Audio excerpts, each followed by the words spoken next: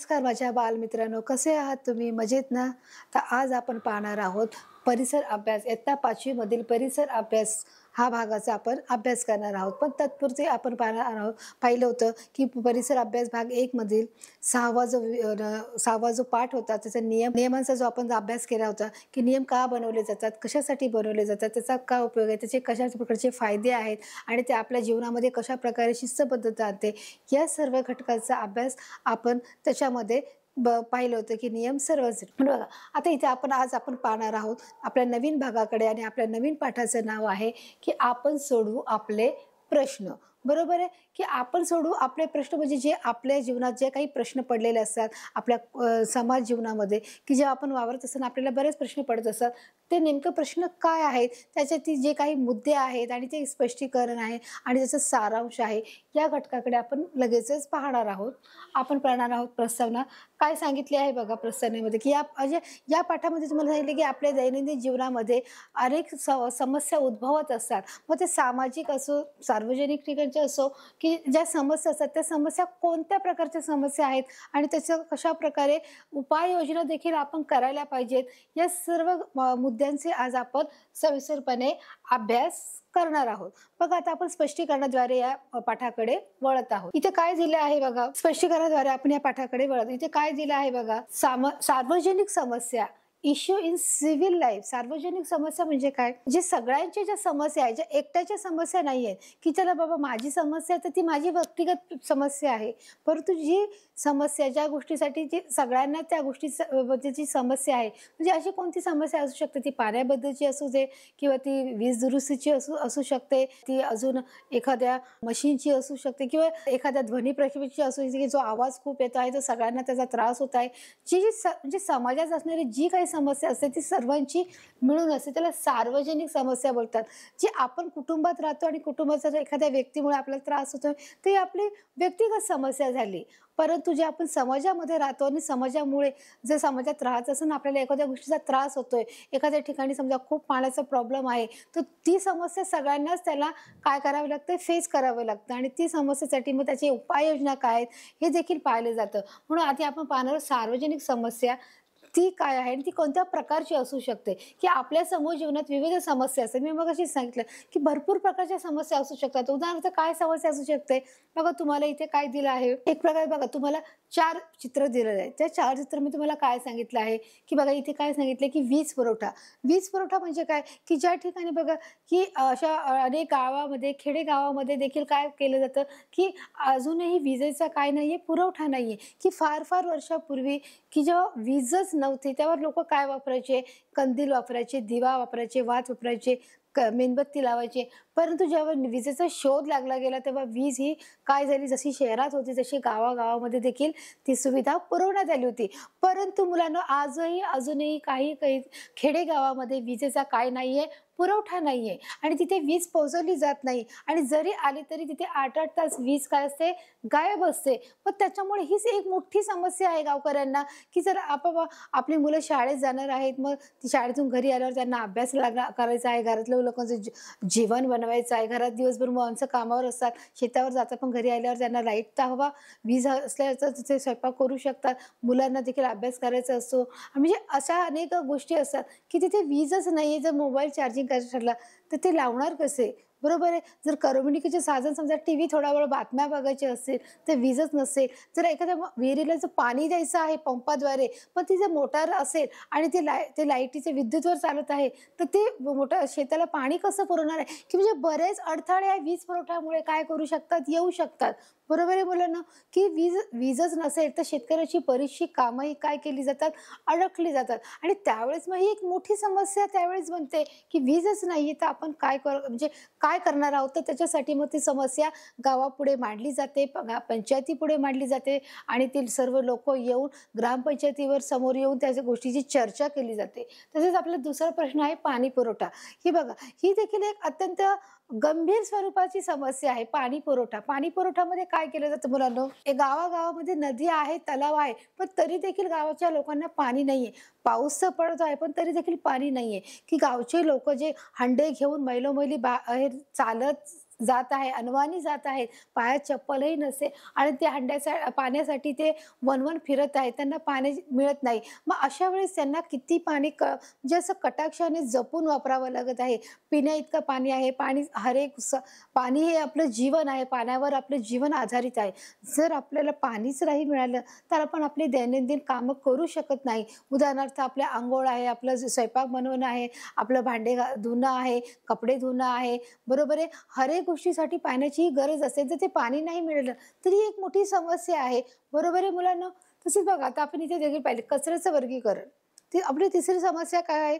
कचऱ्याचं वर्गीकरण. आपण जे काही दिवसभरामध्ये बघा सकाळी उठल्यापासून संध्याकाळीपर्यंत जे काही सकाळी नाश्त्यासाठी जेवण बनवतो, जे नाश्ता बनवतो, दुपारी जेवण करतो, संध्याकाळी जेवण बनवतो, त्याचा जो काही कचरा असेल, भाज्यांचा कचरा, तो खूप प्रमाणामध्ये एके दिवशी साठला जातो आणि आणि असा सर्व परिसराचा कचरा मिळून तो एक मोठा ढीग तयार होतो.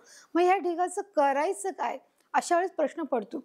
जेव्हा तो एक ढीग एका ठिकाणी साचून राहतो, त्यावेळेस त्याचा काय येतो मुलांनो?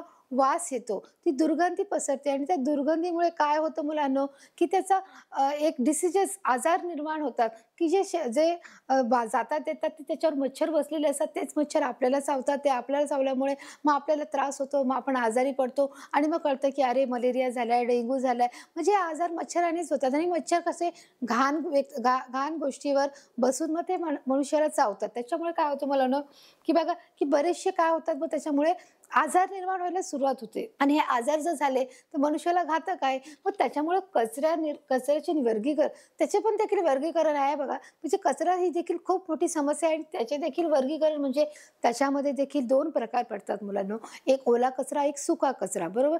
की ओला कचरा असतो जो पूर्ण ओला असतो, म्हणजे ज्याच्यामध्ये समजा आपण भांडे घासले, भांड्याचं जे काही खरकट आहे त्याच्यामध्ये जे ओलं निघालं आहे ते एका वेगळ्या कचऱ्यामध्ये. जो सुका कचरा आहे, सुका कचरा म्हणजे की त्याच्यामध्ये की आपण जर फळं खाल्ली आहेत, केळं खाल्ली आहे, संत्री खाल्ली आहे, साधे बटाटे शिले आहेत, ते सगळा सुका कचरा आहे. आपण काही आपल्याकडे काही पानं आहेत, जे आपण कागदाचे जे पेपर आहे, रद्दी आहे ती फाडली आहे किंवा जो पालापाचोळा आहे, जी आपण माती घरातून काढली आहे ती सुकी आहे, मग ती वेगळ्या डब्यामध्ये. तर आता शासनाने एक नवीन नियम काढला आहे की ओला कचरा आणि सुका कचरा असे 2 वेगवेगळ्या डब्यामध्ये ठेवायचे आहे. म्हणजे जेणेकरून तो कचरेवाला जेव्हा येईल तेव्हा तुम्हाला काय करणं गरजेचं आहे, तो त्यांना देखील ते वेगळा ओला कचरा सुका कचरा वेगळा काढणं सोयीस्कर होईल. अन्यथा ते त्यांना हात घालून त्याच्यातून तो काढावा लागायचा. परंतु तर बघा आपण जसं आता पाचच्या भागाभागांपैकी नियम सर्वांसाठी तो एक नियम तयार केलाय की बाबा ते कचरा करतात त्यांना देखील ते सोयीस्कर होईल आणि ते ओला कचऱ्याची त्याची विल्हेवाट करायची आणि सुक्या कचऱ्याची पण देखील कशा प्रकारे त्याची विल्हेवाट करायची, ह्या दोन्ही गोष्टी आपल्याला करणं सोयीस्कर जातं. म्हणून कचऱ्याचं देखील एक गंभीर प्रश्न आहे. आणि आपलं राहिला आहे की रस्ते. जर मला मुलांना सांगा की जर रस्ते व्यवस्थित नसतील तर वाहतूक व्यवस्थित सुरळीत चालू शकते का? तर अजिबातच नाही. वाहतूक जर व्यवस्थित सुरळीत चालली नाही तर काय होतील, बऱ्याच ठिकाणी ॲक्सिडेंट होऊन जातील.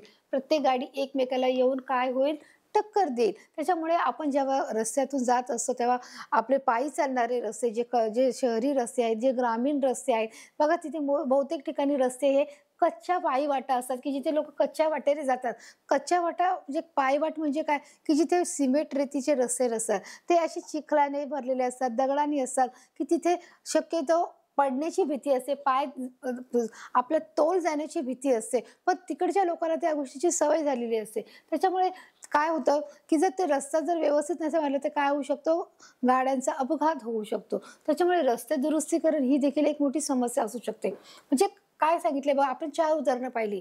वीज पुरवठा, पाणी पुरवठा, कचऱ्याचं वर्गीकरण आणि त्यांची विल्हेवाट. जे रस्ते आहेत ते कशा जर नीट नाही लावले ते कशा प्रकारे वाहतुकीवर त्याचा परिणाम होऊ शकतो. या सर्व गोष्टी उदाहरणावरून मुलांना तुम्हाला समजलेच असतील. आपण आता पुढे पाहणार आहोत की बघा, जसं आता विजेचं आहे, पाणी पुरवठ्याचं आहे, कचऱ्याचं आहे आणि मी जसं तुम्हाला सांगितलं की तुम्हाला अजून मोठ्या आकारात तुम्हाला करून दाखवलेलं आहे की या समस्येमुळे आपली गैरसोय होते. बरोबर आहे? गैरसोय होणार जर आपल्याला लाईट नसेल, आपल्याला प्यायला पाणी नसेल, बरोबर आहे, जर आपल्याकडे कचऱ्याचं व्यवस्था व्यवस्थित नसेल तर म्हणजे काय होणार आहे, आपल्याला त्या गोष्टीचा त्रास होणार आहे, आपल्याला गैरसोय होणार आहे की जर आपल्याला सकाळी उठून ऑफिसला तयार व्हायचं आहे तर आपल्याला पाणी तर पाहिजे, अंघोळ करायला प्यायला पाणी हवंय, आपल्याला स्वयंपाक करायला डबा बनवायला पाणी हवंय, बरोबर. हर एक गोष्टीची गरज ही पाण्यावर आहे. जर आपण लाईट नसेल, वीजच नसेल, तर आपण इस्त्रीचे कपडे कसे करणार? बरोबर आहे. आपण मिक्सर कसा लावणार? आपलं फ्रिज कसं चालणार? बरोबर आहे. म्हणजे हर एक गोष्ट काय आहे, जर आणि मोठमोठ्या जर कंपन्यामध्ये देखील जर आपण पाहिलं गेलं, तर तिथे जे कित्येक कामं ही कॉम्प्युटरवर किंवा लॅपटॉपद्वारे चाललेली असतात आणि त्याच्यासाठी कशाची गरज आहे मुलांनो? विजेची गरज आहे. आणि जर ती वीजच नसेल, तर सर्व कामं अशी ठप्प पडून राहतील. ती कामे होऊ शकणार नाहीत. बरोबर आहे मुलांनो? की जसं आज आपण बोलत आहोत, ते जर माध्यम आहे ते विजेच्या द्वारेच होत आहे. बरोबर? वीज नसते तर आपण बोलू शकतो का? नाही. त्याच्यामुळे वीज ही एक महत्त्वाचा भाग आपल्या जीवनातला आहे. हर एक गोष्ट जी आपल्या जीवनाशी निगडीत आहे आणि या गोष्टीवर उपाययोजना काय आहेत, ते देखील आपण पाहणार आहोत.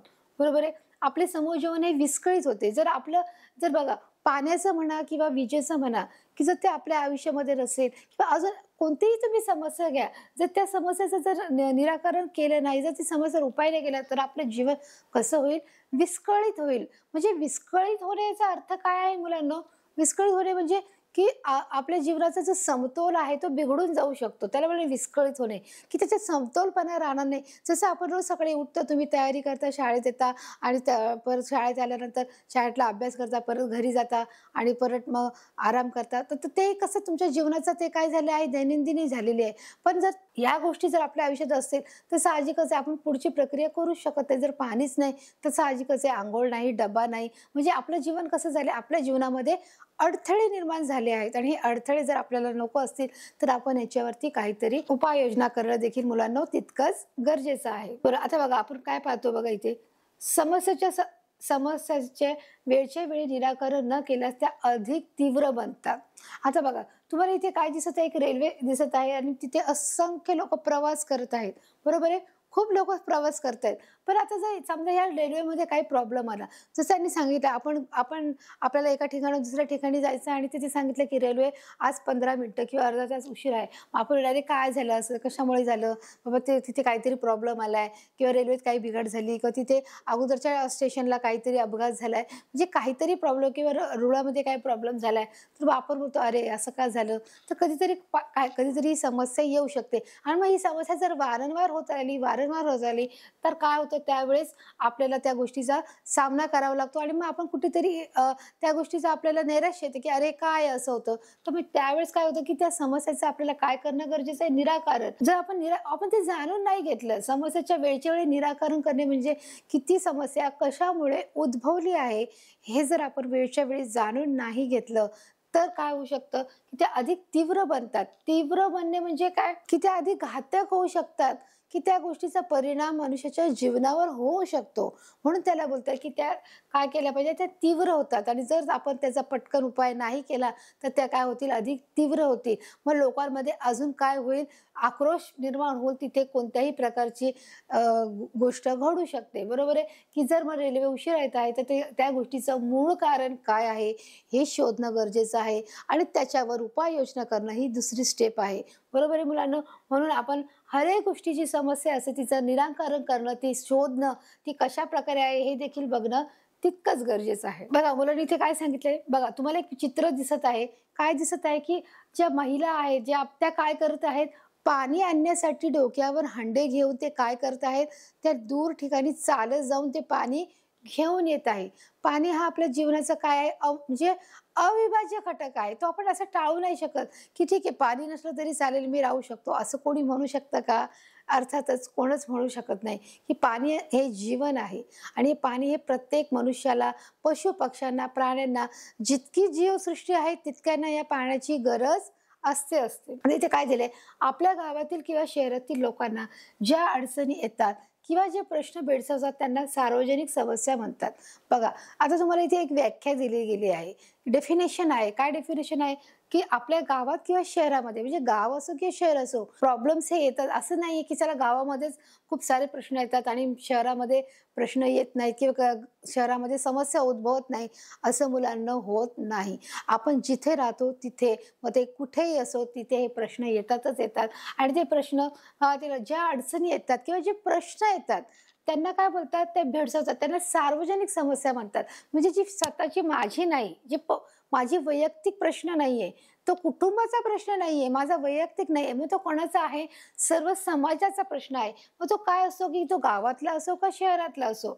ज्या अडचणी येतात, ज्या अडचणींना सामोरं जावे लागतं, जे प्रश्न निर्माण होतात, की असं का होतं?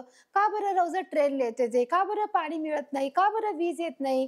का बरं हा कचऱ्याचं उपाययोजना होत नाही? का तो एका ठिकाणी पडून राहतो? बरोबर आहे. जर एखाद्या गावामध्ये शाळा नसेल, तर आपण म्हणतो, का बरं शाळा नाही? मग अशाने किती लाखो मुलांचं, हजारो मुलांचं नुकसान होतं. मग तिथे काय केलं जातं? प्रश्न तिथे मांडला जातो आणि त्या प्रश्न मांडल्यानंतर त्या समस्येचं निराकरण केलं जातं आणि त्याच्यावरती उपाययोजना केल्या जातात. म्हणूनच तिथे सांगितले, की जो प्रश्न आपल्याला पडतो, की ज्या अडचणी येतात, जो प्रश्न पडतो, त्यालाच काय बोलतात मुलांनो? सार्वजनिक समस्या बोलतात, की जी स्वतःची नाही, जी इतरांची, सर्वांचीच एक समस्या आहे. सर्वांचाच तो एकच प्रश्न आहे, जो एकच अडचण आहे, एकच समस्या आहे, त्याला काय बोलणार मुलांनो? सार्वजनिक समस्या. आणि समस्या ही नेहमी वारंवार येतच असते. मग ती समस्या ती पाण्याची असो किंवा ट्रॅफिकची असो. ट्रॅफिकची देखील सगळी समस्या कसं असते मुलांनो, की जिथे ट्रॅफिक आहे, की बाबा आपण जसं शिकलो नियम सर्वसाठी. त्याच्यामध्ये जर नियमच नसतील, तर गाड्या कशाही कुठेही धावल्या असत्या की नाही, की चला माझी गाडी आहे, मी कसंही धावणार. असं बोलून चालेल का मुलांनो? तर अजिबात नाही.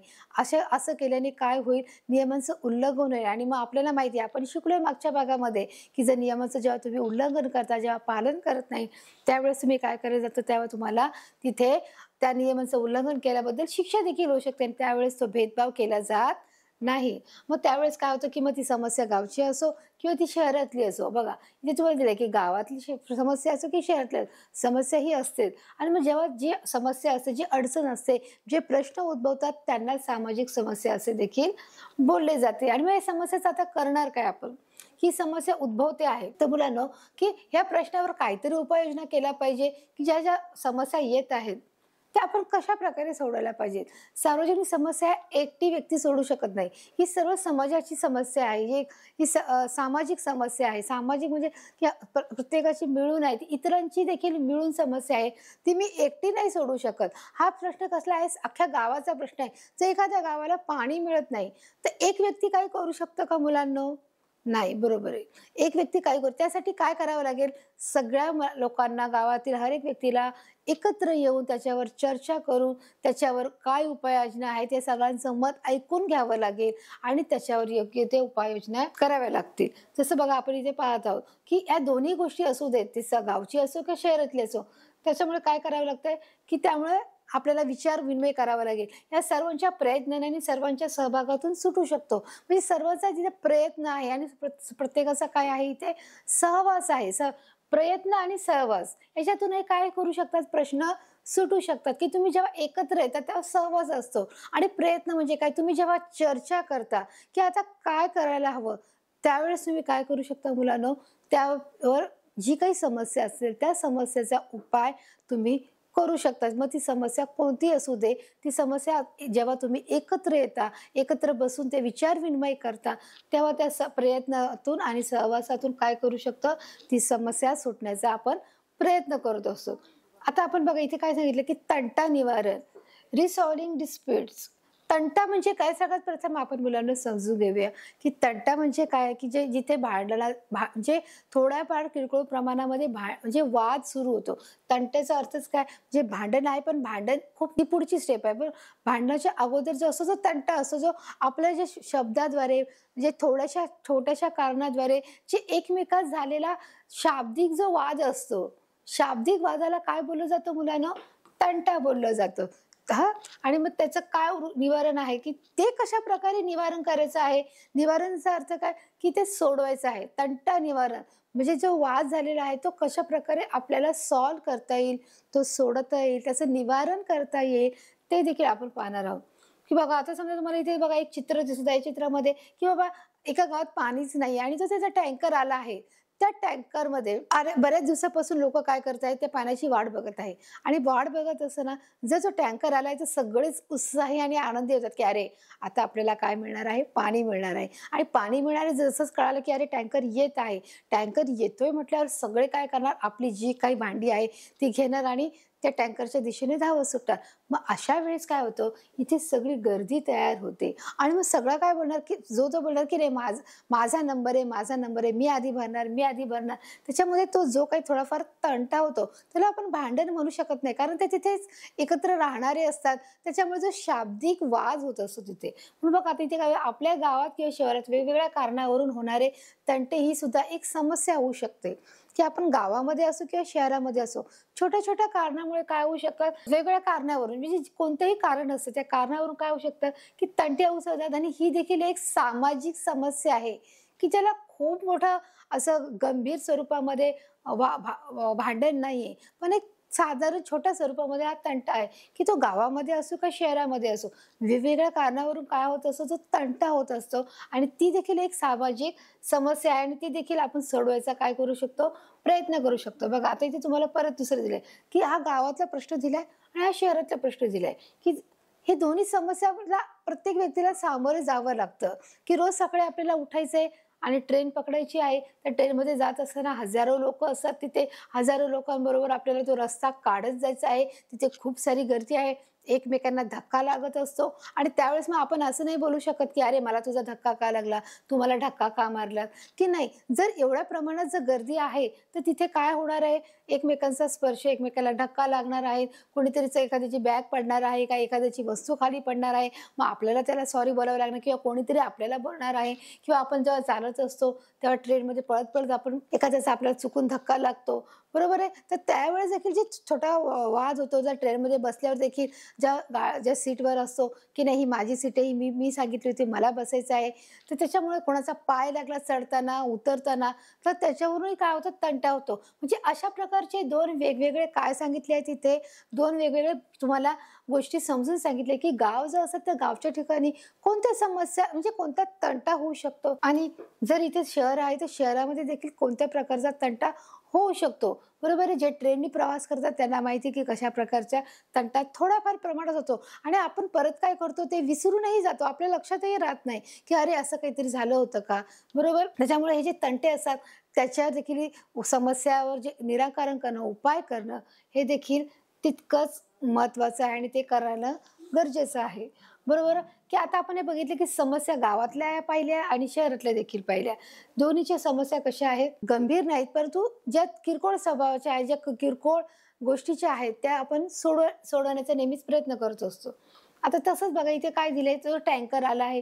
टँकर आलाय म्हणून सगळे लोक किती धावत सुटले आहेत आणि जो तो टँकरच्या पाठीमागे तो पाईप धरून किंवा जो टँकरच्या वर चढून कोणी त्याच्यातून पाणी काढत आहे.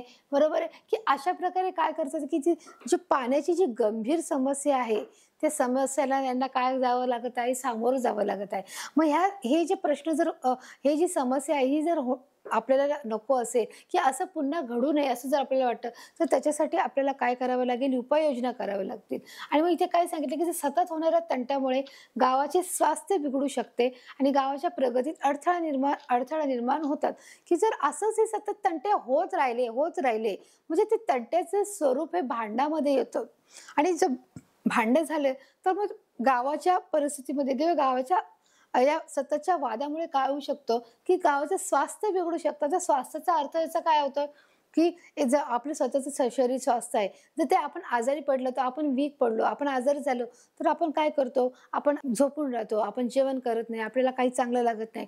तसंच आहे, की गावचं देखील तसंच आहे. असे छोटे जे तंटे जर होत राहिले हर एक वेळेस, म्हणजे प्रत्येक गोष्टीवरून, वीज पुरवठ्यावरून किंवा पाण्यामुळं, कचऱ्यावरून, हर एक प्रकारचे असे छोटे जर तंटे होत राहिले, तर गावचं काय बिघडणार आहे, स्वास्थ्य बिघडणार आणि त्याच्या प्रगतीमध्ये अडथळा येणार आहे. आता तुम्ही म्हणाल, कोणत्या प्रकारची प्रगती? तर गावामध्ये जे वेगवेगळे उपाययोजना केले जातात, जे उपक्रम राबवले जातात, जर ह्या तंट्यामुळे काय होणार आहे, हे लोक म्हणजे एकत्र येणार नाहीत, कारण त्यांचे विचार हे या तंट्यामुळे काय झालेले असतात, एकमेकांबद्दलचा राग असतो, द्वेष असतो. आणि जर ज्यावेळेस असे जे उपक्रम राबवले जातात, जे लोकांच्या हितासाठी असतात, गावातील लोकांच्या हितासाठी असतात, ते एकत्र न आल्यामुळे गावच्या प्रगतीमध्ये काय होतात, अडथळे निर्माण होतात. आणि त्याच्यामुळे ते अडथळे निर्माण होऊ नये म्हणून आपल्याला वेळीच काय केलं पाहिजे, जे तंटे आहेत ते तंट्याचं आपण काय केलं पाहिजे, त्याच्यावर उपाययोजना केली पाहिजे.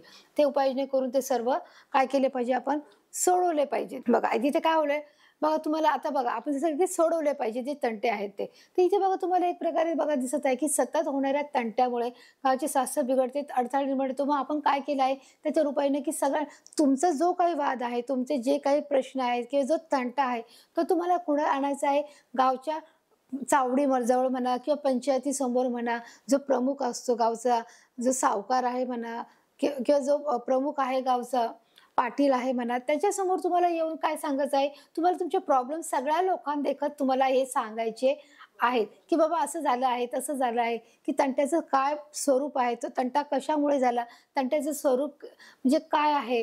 बघा इथे काय सांगितलं, की जसं पाण्याचा टँकर आला आणि खूप सारे लोक त्या पाईपाच्या द्वारे काय करत आहेत, पाणी भरत आहेत. मग तंट्याचं स्वरूप काय आहे ते गंभीर नसेल तर परस्परांशी बोलून ते सोडवलं जातं.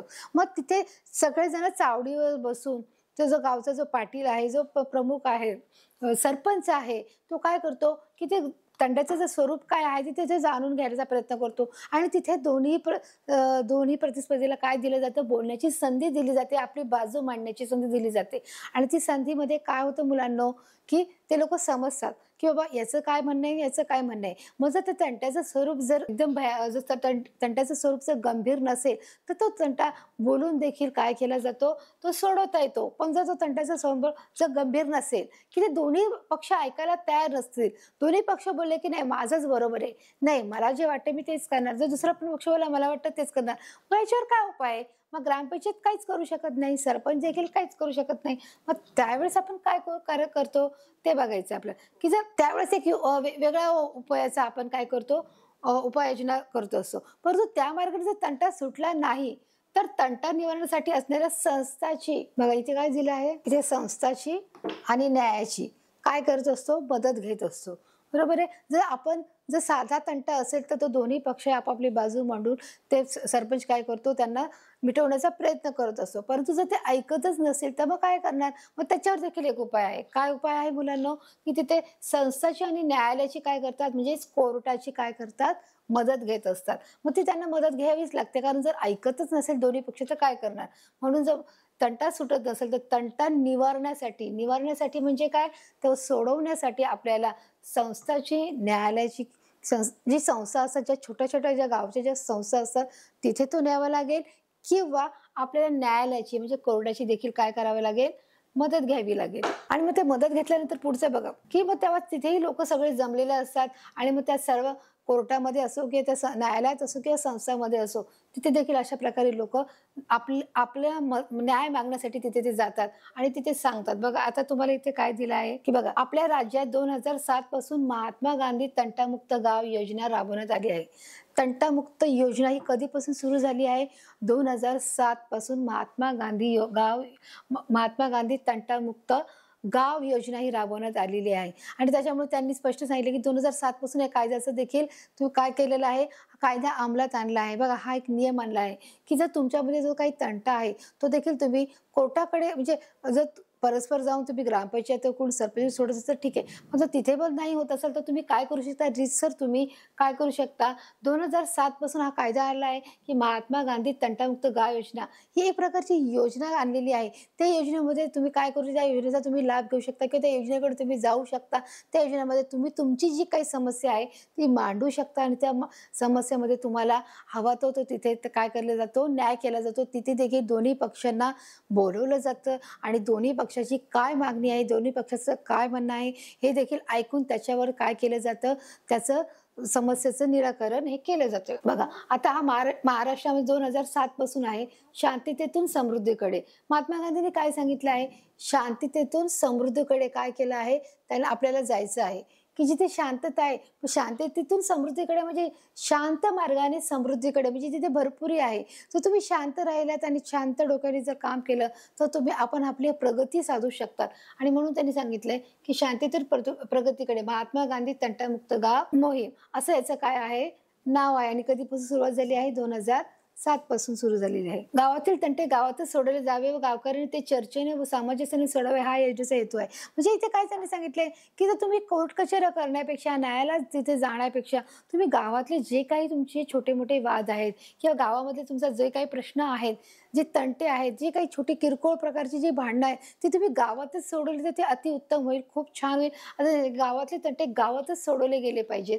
गावकऱ्यांनी ते चर्चेने सोडवले गेले पाहिजेत. म्हणजे तुम्ही वाद न करता म्हणजे तुम्ही फक्त शाब्दिकरित्या त्या चर्चा तुम्ही त्या विषयावर करा आणि ते सोडवा. मग सामंजस्याने सोडवा. सामंजस्याने म्हणजे हुशारीने, बुद्धीने तुम्ही ते सोडवावे, हा या योजनेचा हेतू आहे. याचा मूळ हेतू काय सांगितलाय, जे महात्मा गांधी तंटामुक्त योजना जी आहे, त्याचा हेतू काय आहे, की गावातील जे प्रश्न आहेत ते गावातच सोडवायला पाहिजे, सामंजस्यपणे ते सोडवावे, हा त्याचा एक मूळ हेतू आहे. हे मुलांनो इथे लक्षात ठेवावं, की आपल्याला कधीतरी परीक्षेला प्रश्न हा विचारला जातो, की त्याच्यामुळे बघा इथे दिसते तुम्हाला परत एकदा, की मग तो प्रश्न कसा सोडवला, की सगळ्या गावकऱ्यांना तिथे बोलवलं जातं, दोन्ही पक्षांना तिथे बोलवलं जातं आणि प्रत्येकाचं काय म्हणणं आहे, बाबा तुझं काय म्हणणं आहे, तुझं काय म्हणणं आहे, या दोघांही पक्षाची बाजू ऐकली जाते आणि गावातले प्रश्न हे गावातच सोडवावे, असं तिथे त्यांनी सांगितलं, की ते सोडवलं तर अधिक सामंजस्यपणाचं हे काम होईल. हा त्याचा एक महत्त्वाचा हेतू आहे मुलांनो.